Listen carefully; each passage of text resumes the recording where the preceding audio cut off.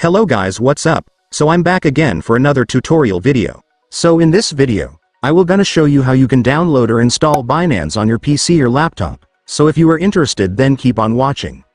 But before all that, if you are new to my channel, consider to like and subscribe for more videos like this, and also, you can comment down below if you have something that you want me to make a tutorial about. So without further ado, let's start the tutorial.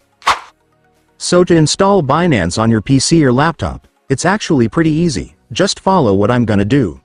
So for the first step, I want you to go to your Google Chrome or any web browser on your device. And once you're on your web browser, next, I want you to search for Binance.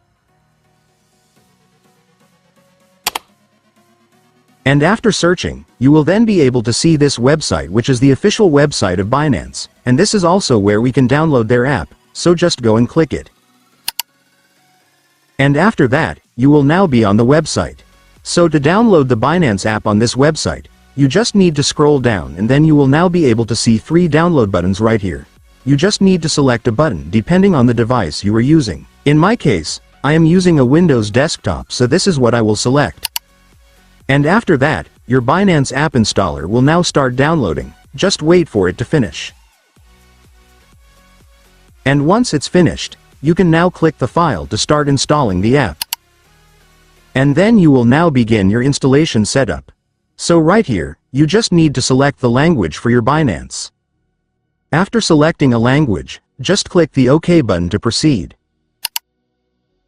And then right here, your system will show you the location where your Binance app installation files will be saved. If you want to change it, just click Browse, but if you're already fine with the location, just click Install.